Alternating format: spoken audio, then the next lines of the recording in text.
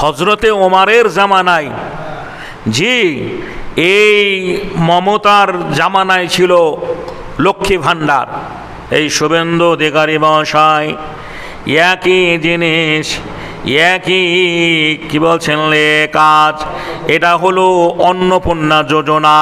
এই অন্নপূর্ণা যোজনা এটা আজকের স্মৃতি নয়, এটা ইসলামের জামানা থেকে সুবহানাল্লাহ চলে আসছে। বলবেন কেন?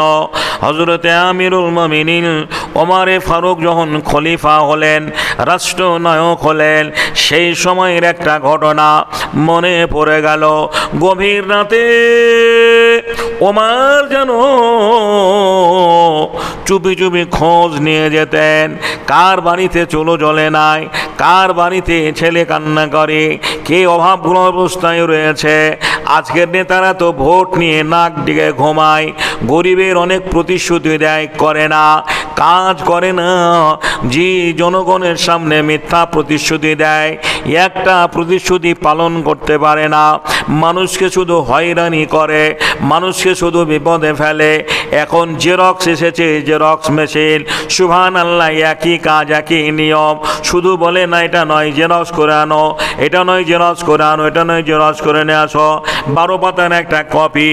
সুবহানাল্লাহ, যার টোটো 10 টাকা ভাড়া দেওয়ার ক্ষমতা থাকে না, সেই মেয়েটা সুবহানাল্লাহ একটা কাজের জন্য কখনো পঞ্চায়েতে, কখনো বিডিও অফিসে, কখনো ব্লকে, কখনো সুবহানাল্লাহ প্রধানের বাড়িতে, কখনো মেম্বারের কাছে। আচ্ছা বলুন, সে 3000 টাকার জেগেই মানুষের কাছে এইভাবে দৌড়াদৌড়ি করবে, না তার বাড়ির ছেলে মেয়েকে রান্না বান্না করে খাওয়াবে, না মাঠে কাজ কাম করবে?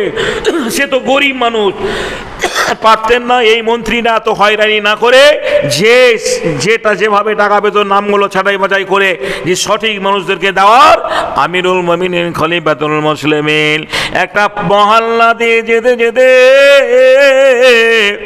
দেখে একটা বাড়িতে ছেলে কান্না করে, হাওমা হাওমা করে। ছোট ছোট ছেলেরা বলে, মা খেতে দাও, মা খেতে দাও, রাত হয়ে গেল, মা খেতে দাও, মা খেতে দাও। মা বলে, বেটা রে, আর একটু অপেক্ষা কর, আর একটু অপেক্ষা কর, এই রান্না হয়ে যাবে। সুবহানাল্লাহ। ওরে দুনিয়ার জনগণ, দুনিয়ার নারীরা শুনে নাও, মায়েরা শুনে নাও, বোনেরা শুনে নাও, কি অভাব তাদের ছিল। সুবহানাল্লাহ। বাচ্চাদের সান্ত্বনা দেওয়ার জন্য দেগে পানি দিয়েছে, আর দেগে পানি কি বলছেন, দেগে পানি দেওয়ার পরে আমরা আমাদের মায়েরা যেমনি চাল দেয়, এই চাল না থাকায়, গম গেহু না থাকায়, সুবহানাল্লাহ, ছোট ছোট পাথর পাথর কিয়ামত পর্যন্ত জাল দিতে গেলে যে পাথর সেদ্ধ হবে না, খাবার হবে না, ওই পাথরগুলো জাল দিতে যেতে বলছে, মা আর একটু অপেক্ষা কর, বাবার একটু ধৈর্য ধর, এই রান্না হয়ে যাবে। এই সময় হযরতে আমিরুল মুমিনিন ওমরে ফারুক যে সুবহানাল্লাহ বাড়ির দরজা উপস্থিত হয়েছেন। ভাইজানেরা, খটখট করে আওয়াজ করে, কে? গভীর রাতে মহিলাটা বলেন, কে গো আপনি? বলে, আমি মা। বোন রে, একটু দরজাটা খোলো, কি হয়েছে বলো। মেয়েটা ডোকরে ডোকরে কাঁদে আর বলি, আমার স্বামী যুদ্ধের ময়দানে শহীদ হয়ে গেছিল, আমি বিধবা মহিলা, আমার ছোট ছোট নাবালক ছেলে মেয়ে রয়েছে, বাড়িতে খাবার খাদ্য না থাকায় ছেলেদের সান্ত্বনা দেওয়ার জন্য এইভাবে দেগে পানি দিয়ে পাথরে জাল দিতেছি সান্ত্বনা দেওয়ার জন্য।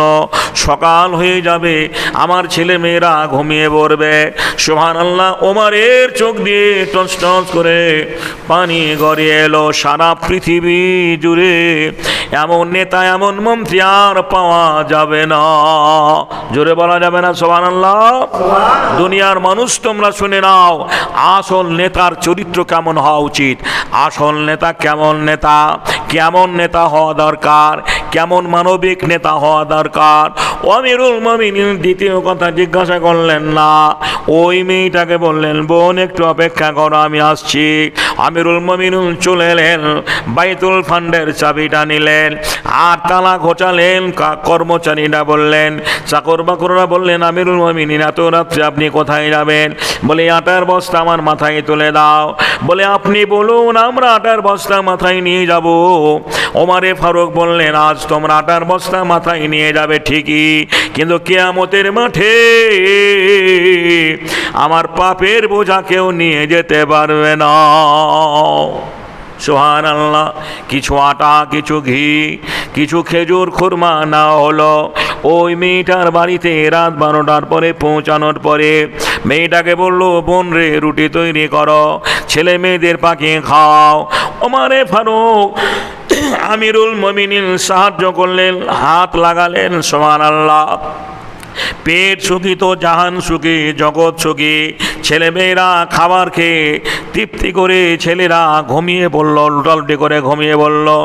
আমিরুল মুমিনিন বললেন, বল তুমি কালকে পার্লামেন্টে যাবে, সুবহানাল্লাহ, কোষাগারে যাবে, সেখানে আমাকে দেখতে পাবি। আমি তোমার জন্য পারতপক্ষে কিছু বিধবা ভাতা, আজকে যে বিধবা ভাতা, অন্নপূর্ণা ভাতা, লক্ষ্মীর ভান্ডার যারা গৌরব করছেন, এ বিল পাস আমিরুল মুমিনুল করেছেন। যারা বলুন সুবহানাল্লাহ। বললেন, বোন তুমি পার্লামেন্টে যাবে, সেখানে আমাকে দেখতে পাবে, খোঁজ নিবে, আমি তোমার জন্য পারতপক্ষে সুবহানাল্লাহ কিছু ভাতার ব্যবস্থা করে দেব। দুনিয়ার মানুষ শুনে নাও, কখন থেকে ভাতার সৃষ্টি হয়েছে, ভাতা উৎপত্তি হয়েছে। সুবহানাল্লাহ। এই আদর্শ কোন ধর্ম মানুষকে দিয়েছে?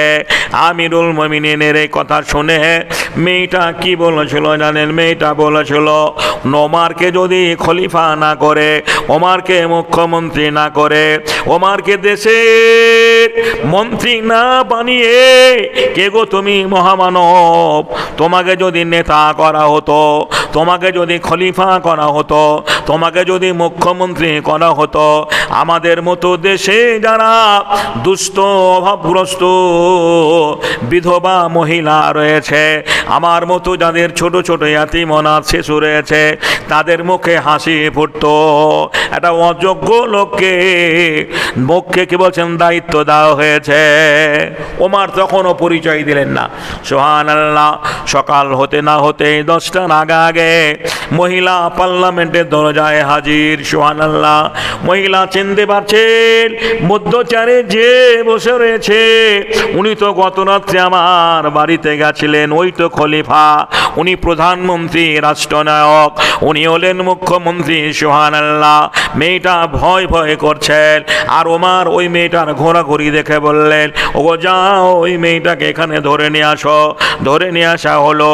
বললো, বোন রে, আজ থেকে তোমার জন্য কিছু ভাতা বৃত্তি করে দেওয়া হবে, তুমি আজ থেকে মাসে মাসে বার্ধক্য বিধবা ভাতা পাবে। সুবহানাল্লাহ। আমিরুল মুমিনিনের কথা শোনার সঙ্গে সঙ্গে মহিলাটা বললেন, হুজুর আমার বেয়াদবি হয়েছে, আমি ভুল করেছি, আমি ভুলবশত রাত্রিবেলায় অনেক ছোট বড় আপনার ব্যাপারে কথা বলেছি, আপনি আমাকে ক্ষমা করে দিন। আর আজকের নেতার বিরুদ্ধে কেউ কিছু আঙুল তুললেই অ্যারেস্ট করছে, জি অ্যারেস্ট করছে। ওমরের চোখ দিয়ে টস টস করে পানি গড়িয়ে এলো। বলল, বোন তুমি আমাকে ক্ষমা করে দিও, আর যদি তুমি আমাকে ক্ষমা না করো, কিয়ামতের মাঠে এই পাপের প্রায়শ্চিত্ত আমাকে বইতে হবে। এর নাম ইসলাম। ইসলামের আদর্শটা কেমন বাংলার মানুষ, দেশের মানুষ, দুনিয়ার মানুষ এবার উপলব্ধি করুন। যদি এই রকম নেতার আদর্শ হয়, তাহলে দেশে শান্তি থাকবে, তাহলে রেশনের আটা, জি চাল, গম ব্ল্যাকে বিক্রি হবে না, ব্ল্যাকমেল হবে না, রেশনের মালগুলো পাচার হবে না, আর ধরাও পড়বে না। নাকি বলছেন? ধরাও পড়বে না। খাদ্যমন্ত্রীর সঙ্গে জি বন্ধুরা আমার আজকে কন্ট্যাক্ট করে বড় বড় মাফিয়ারা রেশনের চালগুলো রাইস মিলে পাঠায়, গোদামজাত করে রাখে, আর গরিব মানুষেরা দুটো খাবারের জন্য হন্যে হয়ে ঘোরে।